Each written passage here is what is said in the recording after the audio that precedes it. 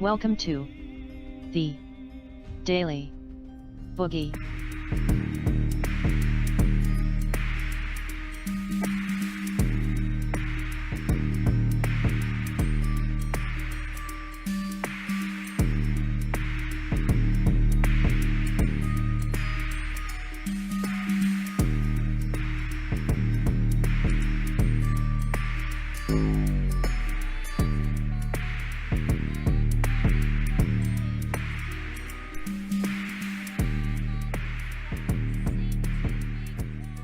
Chuck Grassley, ladies and gentlemen.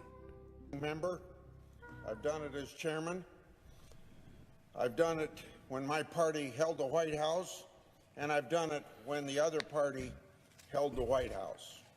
Earlier this year, I stood up for the rights of my Democrat colleagues to do oversight of the Trump administration, even while they are in the minority. I did it because it was the right thing to do. Lots of people give lip service to the notion of bipartisan oversight, but very few actually practice it. It's tough.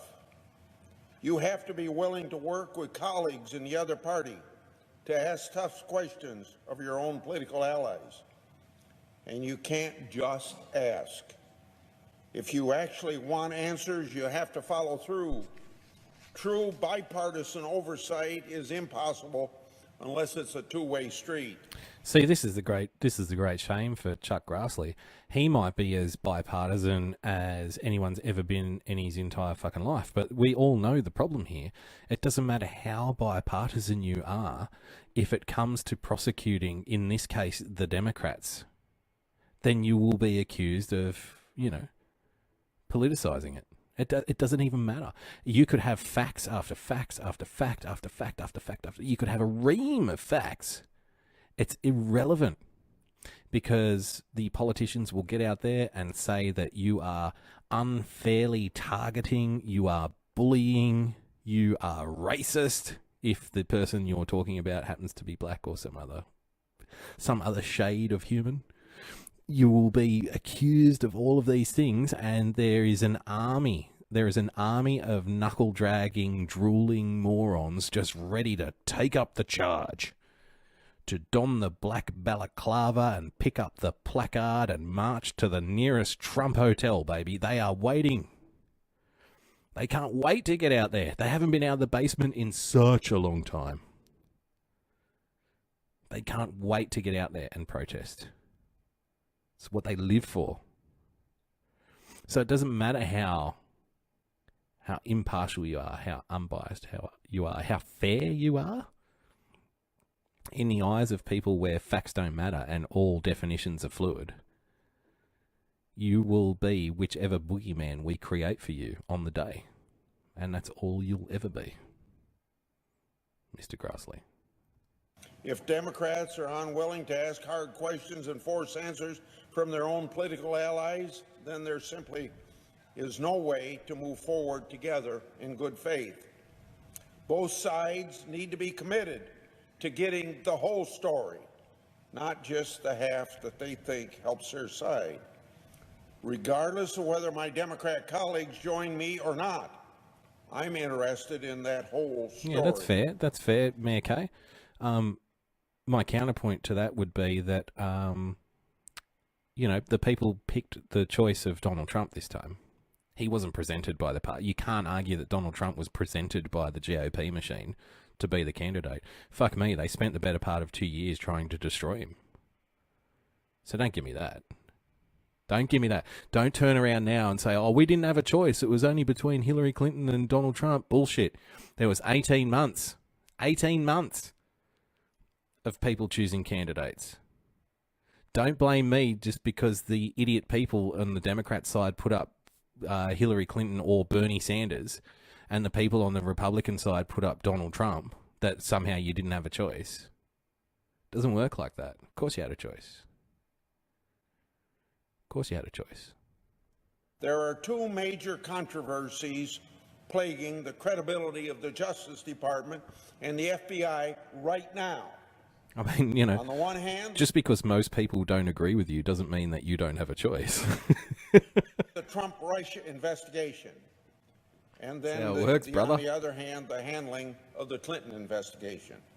Any congressional oversight related to either one of these topics is not credible without also examining the other. Both cases were active during last year's campaign. Both cases have been linked to the firing of the FBI director. I have been trying to explain this to my Democratic colleagues for months. See, there's your first mistake, Mr. Grassley. And, you know, as far as I know, Chuck Grassley comes across as a reasonably, well, a particularly intelligent man, you know. He seems fairly principled and all that. Trying to explain, you know, that I'm doing the fair thing and there's a double standard here to Democrats, you're wasting your time. You're completely wasting your time. And no, I'm not saying it's all on the Democrat side, because obviously, these things are like to and fro, okay? But it depends on the dynamic at the particular era that we're in. Now, with a Republican White House, well, not even a Republican White House, with a Trump White House, there's a power dynamic that's shifted, okay? So everything's going to be all unfair on one particular side. I get that, you know. Please don't bother throwing like these stupid, inane questions at me. I mean, you can. Don't get me wrong. I'm happy if you do, but you're not going to get like serious answers. Things were simpler when Grassley and Theodore Roosevelt started. That's very cheeky. I say Trump is in fact the first black president. Pimpin' ain't easy. Okay, welcome back. Welcome back to the discussion. So, you know, like, I'm well aware that, you know, Republicans will use the same techniques in areas and the Democrats will use the same techniques in areas, blah, blah, blah, blah, blah. So, to like, the whataboutism doesn't really achieve anything. Like, nobody learns from it. But I would say to Chuck Grassley, and he's not going to listen to me, obviously, because I'm a foreign devil, but you are completely wasting your time trying to make the case that you're such a fair guy, and the Democrats just refuse to deal with you, because that's what they're going to do. That's what they're there to do.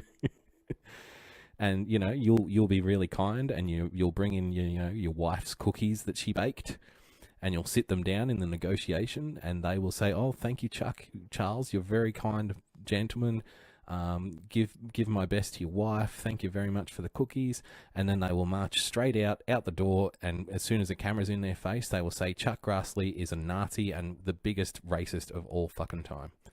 And he needs to be kicked out of this place because he is trying to destroy democracy." You know, that's where we're at, ladies and gentlemen. So don't be surprised. All I'm saying is don't be surprised when it happens, and don't expect to, you know, get like the Democrat machine on your side just by arguing that you're being really fair to them. It's not going to work. They don't care about fair. They care about winning.